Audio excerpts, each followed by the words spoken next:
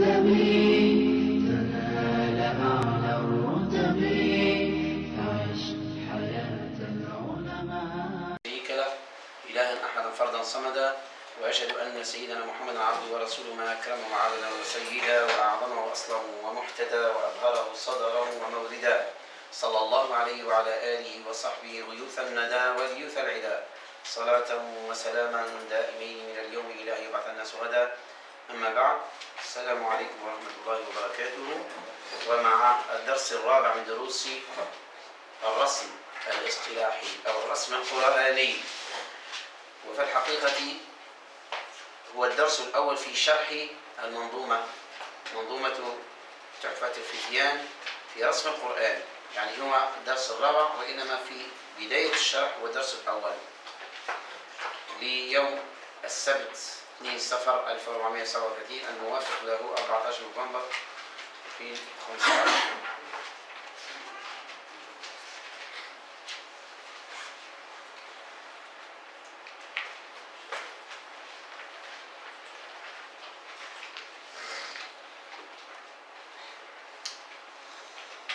كما قلنا،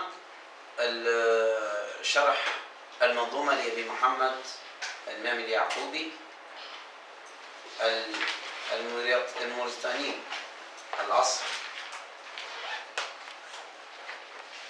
المؤلف في منظومته حمد المؤلف في مستهل منظومته، أي في البيت الأول بدأ بحمد الله كعادة كل مبتدئ في كتاب أو في منظومة، يبدأ بحمد الله سبحانه وتعالى، كما أشار إلى جمع الصحابة وكتابتهم القرآن الكريم الرسم القرآني. أردت في المقدمة ليس الشرح، وإنما أردت أن أذكر بعض الأمور بعجالة، يعني بخلاصة في المقدمة، ثم بعد ذلك ندخل في محتوى المنظومة. فقلنا حمد الله في الأول، وأشار إلى جمع الصحابة وكتابتهم القرآن الكريم الرسم القرآني أيضا طبعا، فقال حمدا لمن قد ألهم الصحابة أن يجمعوا ويكتبوا كتابا.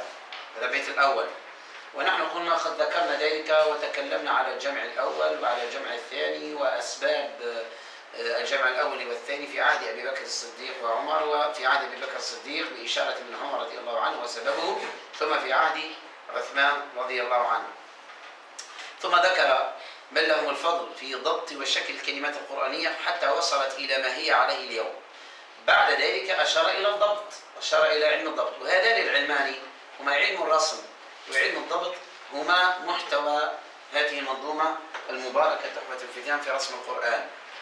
البيت الذي بعده أشار إلى من لهم الفضل وهم التابعون، فقال والتابعين الغرة حسن ضبطه.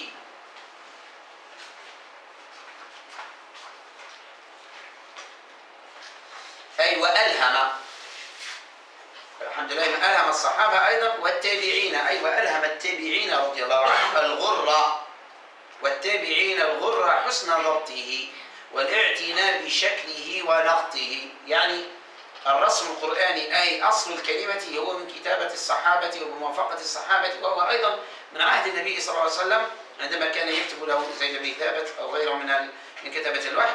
بعد ذلك عندما أتى التابعون لم يغيروا الرسم، وإنما أتوا بما يسمى بعلم الضبط. علم الضبط هو ما دخل على أصل الكلمة لتوضيح الإعراب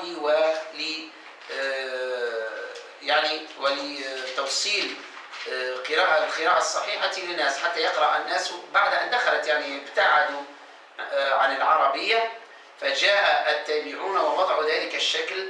وكما أيضا قد تكلمنا عن ذلك وقلنا أن بدايته كانت على يد أبو الأسود الدؤلي وإلى آخره مما ذكرناه في بداية هذا الرسم. إذ لم يكن في الرسم شكل أو منقط، يعني في أصل الرسم عندما كتبه في عهد أبي بكر ثم في عهد عثمان لم يكن فيه شكل ولا نقط ولا همزات ولا أي شيء، إذ لم يكن في الرسم شكل أو نقط أو همزة، بل صورة الهمز فقط، لم يكن هناك شيء. صورة الهمز يقصد بالألف، يعني مركبها الألف أو الواو التي رسمت عليها الهمزة، واضح؟ يعني رسم أصل الهمزة، إن كانت على الواو فرسمت بالواو فقط، أو الياء رسمت الياء فقط، أو الألف رسمت الألف فقط. بعد ذلك أتوهما لتوضيح، فوضعوا على الألف همزة إن كان هو همزة، ووضعوا على الواو همزة إن كان في نطقه همزة، وعلى الياء همزة إن كان في نطقه بطبيعة الهمزة. فالمقصود بصورة الهمز أي صورته التي كتب عليه، يعني الياء أو الواو أو الألف، أو همزة بل صورة الهمز فقط. ثم ذكر الناظم أنه سيتعرض في نظمه إلى ما تشتد إليه حاجة طالب علم الرسم، وبالتالي فهو لن يذكر الأمور البديهية في علم الرسم. فقال: وها أنا أذكر ما من رسمه تشتد حاجة الفتى لعلمه. الإمام اليعقوبي قال: نظمت هذه المنظومة في تحفة التيان، يعني ما تشتد إليه حاجة الفتى. ما معنى ما تشتد؟ أول شيء بطريقة التلخيص وبأسهل الطرق، ثم أنه سيذكر ما يعني لا يعلمك الرسم بمعنى أنك تتعلم الخط من أول وهلة، يعني كأنك لا تعرف الخط، وإنما يعطيك الفارق أو ما تشتد إليه حاجة الفتى، يعني ما تحتاج إليه في علم الرسم. فهناك كلمات لا تحتاج، لم يذكرها لأنك لا تحتاج لأن أنت تعرفها في الأصل من معرفتك بالرسم القياسي. فهو ذكر ما يختلف فيها علم الرسم القرآني عن الرسم القياسي، ولذلك ذكر ما تشتد إليه حاجتك فقط. فالأمور البديهية في بعض الأحيان تجد بعض الكلمات ليس فيها اختلاف بين أنت ما تكتب في اللوح أو تكتب شيئا من القرآن، هل كل الكلمات تخالف الرسم القياسي؟ لا، بعض الكلمات أعطاك ما تحتاج إليه من الخلاف بين الرسم القياسي وبين الرسم العثماني، والكلمات التي أنت تعلمها من الأول على الرسم القياسي لم يذكرها، يعني لم يذكر الأمور البديهية في علم الرسم. فقال: وها أنا أذكر ما من رسمه تشتد حاجة الفتى لعلمه. ثم أشار الناظم إلى احتواء نظمه لعلم الضبط، يعني سيتكلم عن علم الرسم من المحذوف والثابت إلى آخره، والمقطوع والموصول من علم الرسم. ثم بعد ذلك سيذكر أيضا علم الضبط، وربما لن ندرس هذه السنة علم الضبط، لأن قد قسمنا الكتاب إلى قسمين، وعلم الضبط هو في آخر من أواخر الكتاب. ثم أشار إلى احتواء نظمه لعلم الضبط، وذلك كله، ما هو ذلك كله؟ يعني علمي الرسم والضبط على ما يوافق قراءة الإمام نافع من روايتي قالون ورش. فقال: ومعه من آكد الضبط جمل، يعني وذكر من آكد الضبط زاد مما تحتاج إليه من الضبط جمل من مال نافع جرى به العمل. هنا نعم.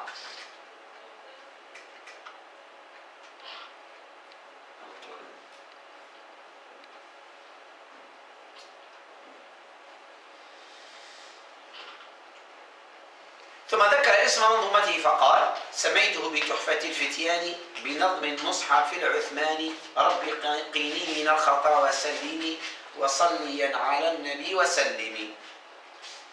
في البيت الأخير من المقدمة ذكر القواعد الست لعلم الرسم التي ذكرناها وتعلمناها في المقدمات التي كتبناها في علم الرسم. والرسم في فصل ووصل وبدل، حذف زيادة وهمز اكتمل. والرسم في فصل ووصل وبدل، حذف زيادة وهمز اكتمل. هذه الأمور التي يدور حولها علم الرسم وتسمى بقواعد الرسم الست. في شرحنا لمنظومة الإمام اليعقوبي، الإمام أبي محمد الإمام اليعقوبي،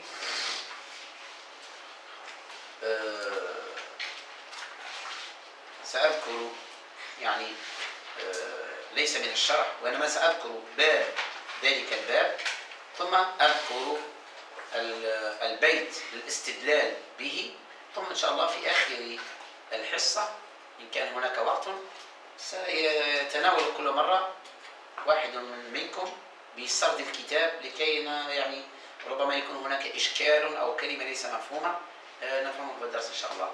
يعني نعطي الدرس، محتوى الدرس، ثم الاستدلال بالأبيات، هنا، وبعد ذلك يقع السرد الكتاب لترجعون إليه في المراجعة. فيكون لك في هذا العلم وفي هذا الدرس شيئان: الكتابة في الكراس، وعندك أيضا الكتاب ترجع إليه عند الحاجة. بعد أول باب في علم الرسم هنا في هذه المنظومة هو باب المقطوع والموصول. المقطوع، ما هو المقطوع؟ كل كلمة قرآنية فصلت عما بعدها رسما، أي كتابة. المقطوع كل كلمة قرآنية فصلت عما بعدها رسما، يعني في حالة كتابة في الرسم فصلت عما بعد رسم، هذا يسمى مقطوع. مثال: حيثما، حيث ما من سورة البقرة: أينما وجدت وهي من المواضع المتفق على قطعها. توتتين، نحن لسه نحكي على التفصيل ولما استدلت بكلمة مثل حيثما، حيث ما، هذا يسمى، هذا مثال على المقطوع يعني. والموصول كل كلمة قرآنية اتصلت بما بعدها رسما. اتصلت أي التصقت بما بعدها في الرسم أي في الكتابة. مثال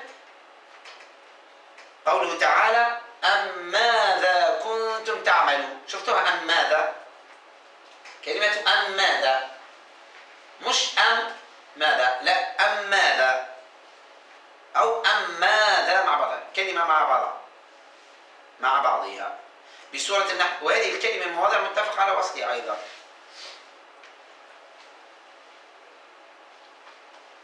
واضح؟ والموصول كل كلمة قرآنية اتصلت من بعد رسم. مثال: أم ماذا كنتم تعملون.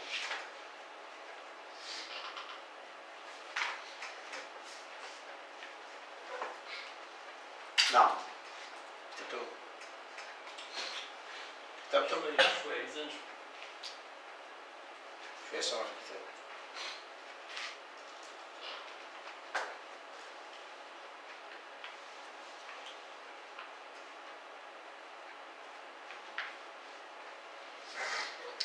بعض الأمور المتصلة بباب المقطوع والموصول. بعض الأمور المتصلة بباب المقطوع والموصول.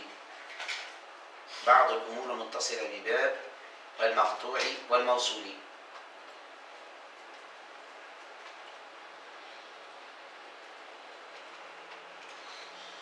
في الكلمات الموصولة نحن تعلمنا قلنا الموصول ما وصل رسما، والمقطوع ما قطع رسما. يعني قطع بمعنى الكلمة الأولى مفصولة عن الكلمة، عن الحرف الذي يليها، ومتصلة أي متصلة بالحرف الذي ما بعدها. في الكلمات الموصولة يجوز الوقف اضطرارا أو اختبارا. ما معنى الوقف الاضطراري؟ يعني عند انقطاع النفس. ايش يسمى؟ ما يسمى ذلك؟ يسمى بالوقف الاضطراري. عندنا وقف اختياري، وقف اضطراري، ووقف اختباري. الوقف الاختياري هو الذي تقف عليه، يعني يأتيك موضع وقف فتقف بدون انقطاع نفس. يعني لما يأتيك يعني حالة انقطاع نفس فتقف، لا، تقف باختيارك. الوقف الاضطراري هو الذي يأتي عند انقطاع النفس، ينقطع عليك النفس فتقف ثم تعيد تلك الكلمة أو ترجع إلى ما بعدها، فيجوز. والاختباري أي يختبرك الشيخ مثلا على تلك الكلمة ليعرف هل أنت يعني لك علم بكيفية الوقف على تلك الكلمة أو لا. هذا ما معنى الوقف الاختباري، اختبارا. فيجوز في الكلمات الموصولة الوقف اضطرارا انقطاع نفس، أو اختبارا على نهاية الكلمة، على نهاية الكلمة التي وقع فيها الفصل. مثل أم ماذا، تقف على ذا فلا تقول أما. يعني في الكلمات الموصولة يجوز لك الوقف على نهاية الكلمة، ولا يجوز لك الوقف على الشطر الأول. فلا تقول أما، لا، أم ماذا بعضها على ذا. كذلك يجوز الوقف اضطرارا واختبارا على الجزء الأول من الكلمة أو على نهايتها. المقطوع. نعم، كلمة يعني ناقصة هنا. كذلك يجوز الوقف اضطرارا أو اختبارا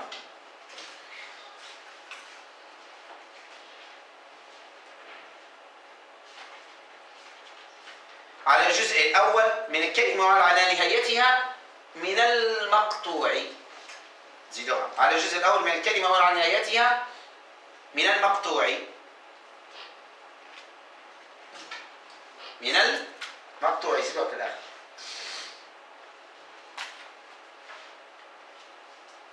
من المقطوع. مثال ألا في المقطوعة يا إما تقف اضطرارا أو اختبارا، ليس اختيارا يعني مش لك يعني باقي لك بعض من النفس وأنت تقول أن مثلا، لا يجوز. اضطرارا انقطع عليك النفس أو اختبارا من شيخك أو من مدرسك يريد أن يعرف إن كان لك علم بكيفية الوقف على تلك الكلمة، فتقول أن وبعد تقول أن لا تواصل، أو تقول أن لا مع بعض. يجوز لك الوقف على الجزء الأول أو بخلاف المقطع الموصول، فلا يجوز لك الوقف إلا على نهاية الكلمة بأكملها.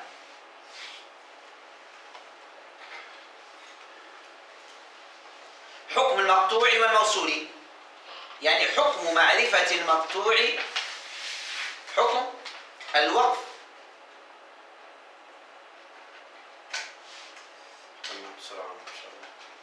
حكم العلم بالمقطوع والموصول. حكم العلم بالمقطوع والموصول: يجب على القارئ معرفة المقطوع والموصول وجوبا صناعيا. يجب على القارئ، شنو حكم يعني معرفة المقطوع والموصول؟ صناعيا يعني في حالة يعني احترافيا، يعني للقارئ وللمدرس ولمن له احتراف بالقراءة يجب عليه العلم ومعرفة المقطوع والموصول بمواضعه. ذلك معنى صناعيا، يجب على القارئ معرفة المقطوع والموصول وجوبا صناعيا، يعني العلم به في الأصل يعني كالوجوب الكفائي، يعني على عامة الناس يقدر أن يقرأ القرآن وليس له علم بالمقطوع والموصول، لكن حكم تطبيقه هذا معرفته. يجب على القارئ معرفة المقطوع والموصول وجوبا صناعيا. وأما تطبيقه في القراءة يعني الوقف على المقطوع والوقف على الموصول فهذا واجب على كل قارئ للقرآن، لا يجوز لأحد يعني ماذا يفعل؟ يتبع المصحف، يتبع المصحف، فما هو مقطوع يقف عليه وقفا اضطراريا أو اختباريا على الجزء الأول أو على الكلمة بأكملها، وما هو موصول لا يجوز له الوقف إلا على نهاية الكلمة، يعني تطبيقا هو واجب على كل قارئ. وأما معرفته والعلم به ومعرفة مواضعه فوجوبه وجوبا صناعيا، يعني على القراء وعلى طلبة العلم وعلى المدرسين على مدرس القرآن يجب أن يعلم بمواضع مقطوع الموصول وعدد ألفاظ إلى آخره. وأما تطبيقه في القراءة فهو واجب على كل قارئ للقرآن. الهدف من معرفة المقطوع والموصول: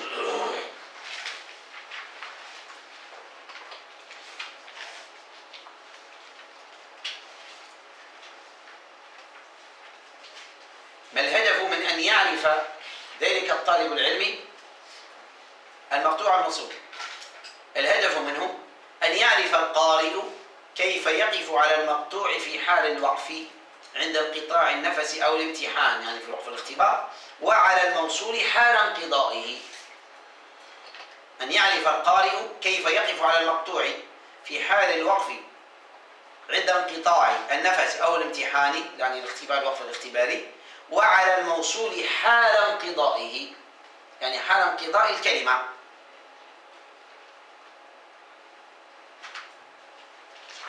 فلا يجوز الوقف على الموصول إلا حال انقضائه. والوقف يعني وزيادة أخرى أن الوقف على الموصول بالقطع هو تحريف، وهو خطأ في القرآن، خطأ جلي. نعم خطأ جلي، يعني فصل ما هو يعني موصول في الكلمة، فتصبح قراءته غير موافقة للخط الرسم القرآني. يعني إذا وقف على كلمة موصولة بالقطع فقراءته تعتبر شاذة، لأنه لم خالف الإجماع وخالف الرسم القرآني. إذن فلا يجوز الوقف على الموصول إلا حال انقضائه. وأما في المقطوع كما قلنا يجوز له في حال الاضطرار أو الاختبار أن يقف على النصف الأول من الكلمة أو على الكلمة بأكملها. ثمرة مقطوع معرفة كل من المقطوع والموصول.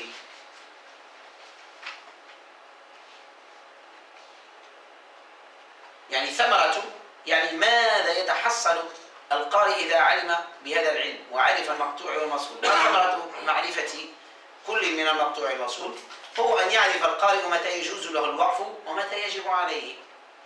هو أن يعرف القارئ متى يجوز له الوقف ومتى يجب عليه.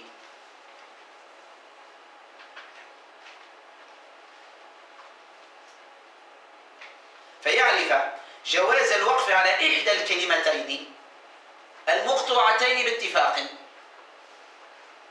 ووجوبه على الأخيرة من الموصولتين باتفاق أيضا.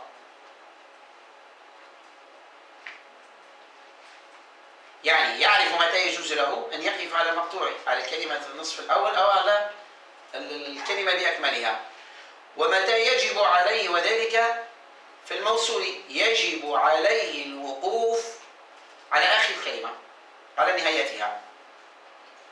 وأما ما اختلف في قطعه ووصله ما فيه الوجهان فيجوز فيه الوقف على إحدى الكلمتين نظرا إلى قطعهما، ومن نظر إلى وصلهما وقف على الكلمة الأخيرة.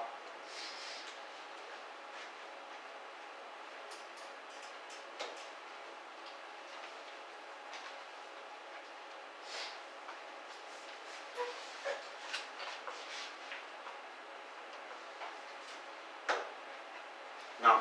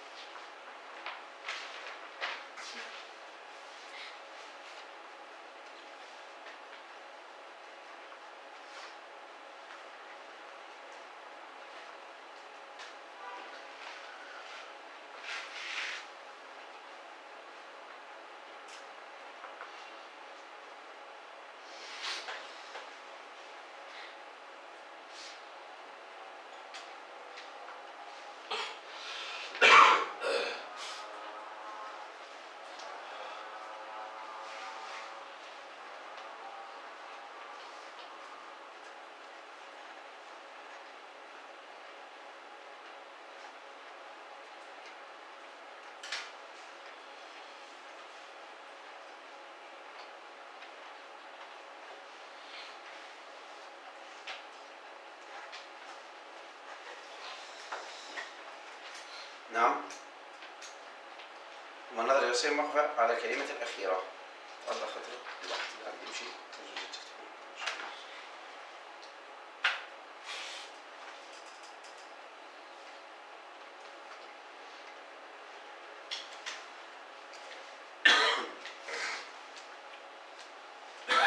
ينحصر الكلام على المقطوع والموصول في 23 فصلا. ينحصر الكلام على المقطوع والموصول في 23 فصلا.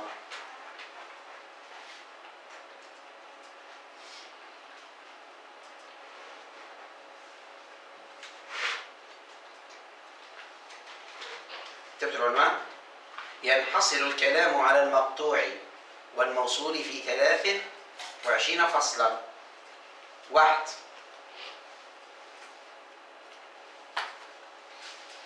أن مع لا. بسرعة مدري شوي. أولا أن مع لا. 2 أن مع لم.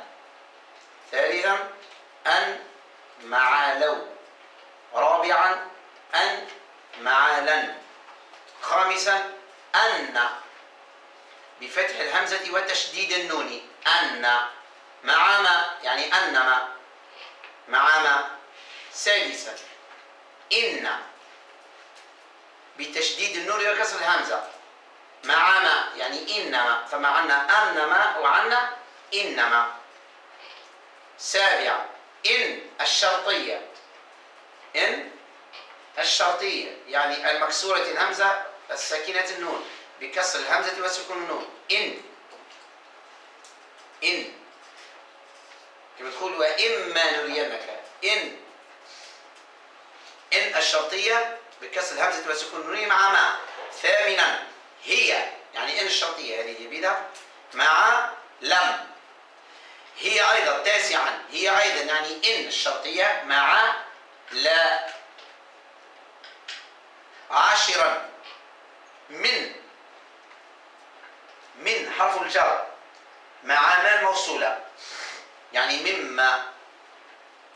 من حرف الجر مع ما الموصولة. 11 عن مع ما. 12 عن مع من. 13 أم مع من. 14 أم مع ما. أما. 15 كل مع ما. 16 في مع ما يعني فيما. 17 لام الجر مع مجرورها. لام الجر مع مجرورها سيأتينا في مواضيع إن شاء الله كما قوله فما لهؤلاء القوم. 18 أين مع ما. 19 بئس مع ما يعني بئس ما. 20 كي الموضع 20 أو الفصل 20 كي مع لا. 21 حيث مع ما.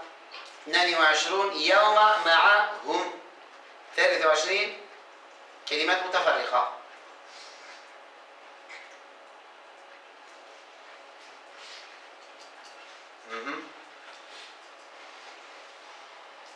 شكون وصل الشطر؟ شكون وصل 9 وصل 10 وصل 13؟ شكون وصل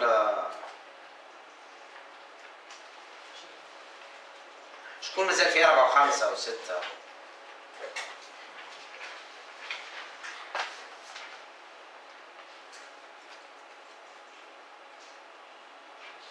تفضل. شكون في 23؟ ماشي معنا شكون يزيدونا. كتبتوا؟ هذا هو باب المقطوع والموصول إن شاء الله باش كنا في الدروس الأولى من علم الرسم، وهو باب عظيم جدا يبتدئون به. ذكره ابن الجزري في منظومته الجزرية،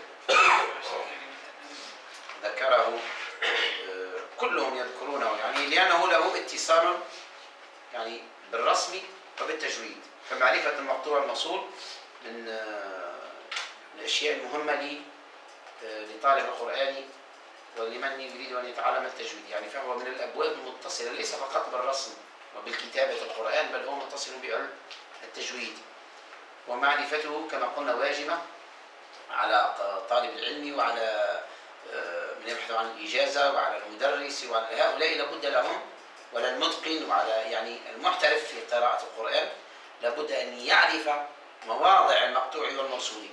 أما كما قلنا تطبيقه ومعرفة كيفية الوقف فهذا على أي قارئ للقرآن يجب أن يتبع المصحف. واضح؟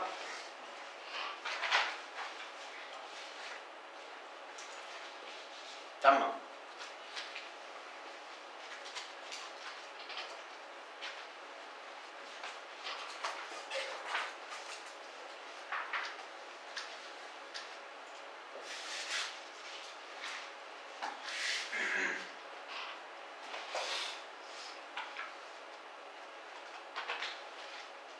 تبدأ نزلت شوية ولا كملت؟ مش كنا أتم مش كنا نزلت؟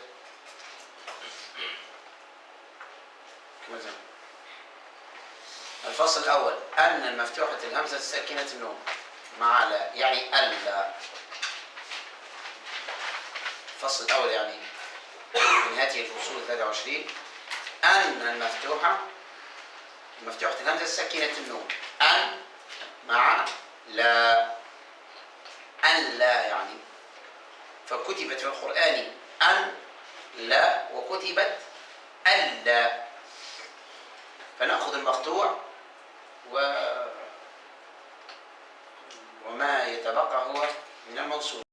فنقول قطعت أن عن لا يعني كتبت أن لا باتفاق المصاحف في 10 مواضع، في 10 مواضع باتفاق.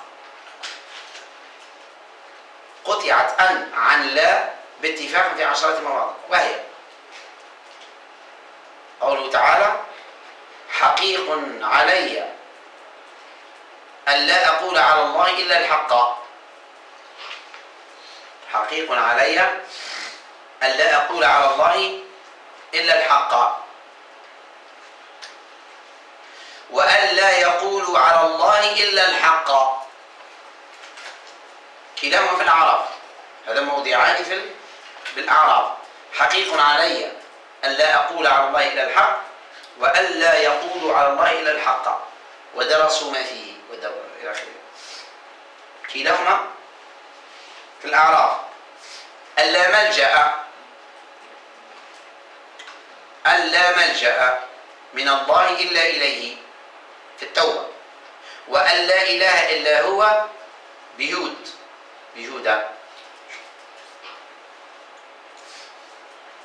هذوما كم الموضع؟ 4 مواضع. أن لا ملجأ من الله إلا إليه في التوبة، وأن لا إله إلا هو بهدى.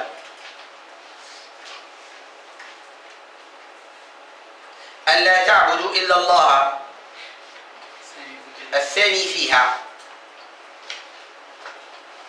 أن لا تعبدوا إلا الله الثاني فيها على من؟ على هود، لأن هود فيها 2. أن لا تعبدوا ما هو في أول السورة؟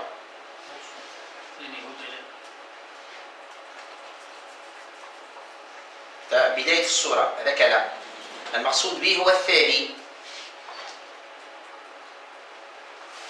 ولقوله تعالى ولقد أرسلنا نوحا إلى قومه فقال إني لكم نذير مبين ألا تعبدوا إلا الله إني أخاف عليكم عذاب يوم أليم. فقال الملأ الذين كفروا من قومه ما نراك إلا بشرا مثلنا. الموضع ذاك مقطوع، وأما الذي في بداية أول السورة فهو موصول. ألا تعبدوا إلا الله الثاني فيها يعني في هود، وهو الذي بعده إني أخاف عليكم.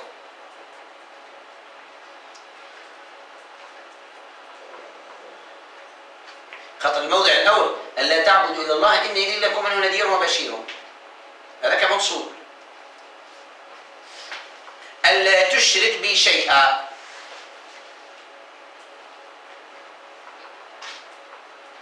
قوله تعالى وإذ بوأنا لإبراهيم مكان البيت ألا تشرك بي شيئا بالحج، وألا تعبدوا الشيطان.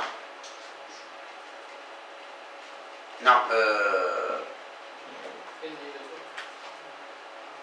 يعني المقصود بالواو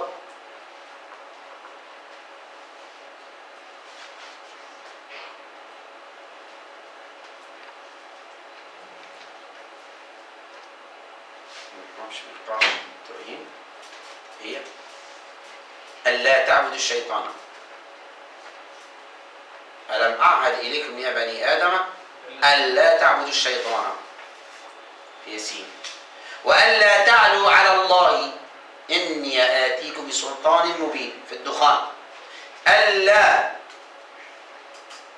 ألا يشركنا بالله شيئا بالممتحنة. ألا يدخلنها اليوم عليكم مسكين في نون.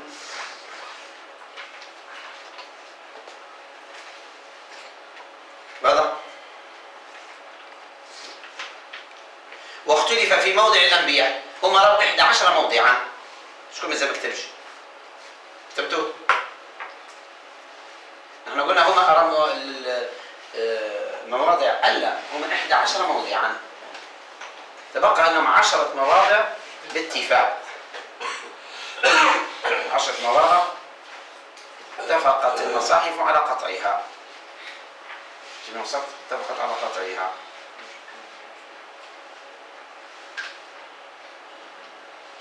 كان الشيخ تاع حافظ القرآن في جامعة سبحان الله عندهم يعني رموز يعني خاصة بحلق اللوح، الأشياء التي لا تجدها يعني ربما في الكتب ولا تجدها في حلق اللوح. فكان يقول في باب ألا، يقول افهم ألا وكن إليه مفتكر، وقد أتى في نظمها 11 ونونها مصلوبة معرقة، 2 في الأنعام خذ محققة، ومثلها قد رسمت في يودي نظمتها عن شيخها مولودي، وتوبة والأنبياء والحج، وفي ياسين والقلم حرفان، والممتحن وسورة الدخان. واضح؟ ألا يدخل به قلنا. واختلف في موضع الأنبياء وهو أن لا إله إلا أنت سبحانك إني كنت من الظالمين. ألا إله قوله تعالى أن لا إله إلا أنت. فكتب في بعض المصاحف بالوصل، فكتب في بعض المصاحف بالوصل، وفي بعضها بالقطع، وعليه العمل. شنو اللي عليه العمل؟ القطع. وعندما تفتح مصحف تلقى مقطوعة، ونحن العمل المشهور هو قطعه، ولهذا تكون 11 مقطوعة عندنا في المصاحف. 11 مقطوعة يعني 10 باتفاق المصاحف، لكن هناك خلاف والعمل، وفي بعضها بالقطع وعليه العمل. يعني حتى بتاع الأنبياء يدخل في موضع القطع، فيصير أن لا مقطوعة في 11 موضعا. ورسمت بالوصل فيما عدا ذلك، ورسمت بالوصل فيما عدا ذلك، مثل ألا تعبدوا إلا الله إنني لكم.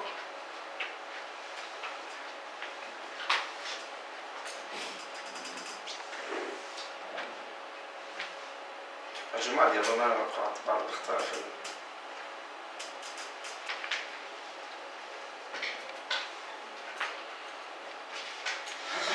ورسمت بالوصل فيما عدا ذلك، مثل ألا تعبدوا إلا الله إنني لكم، الموضع الأول بيوت. وأن لا تزر وازرة في النجم، يعني قطعت ألا عن لا في 11 موضعا، منها موضع الأنبياء الذي الأصح فيه هو والذي هو عليه العمل هو القطع.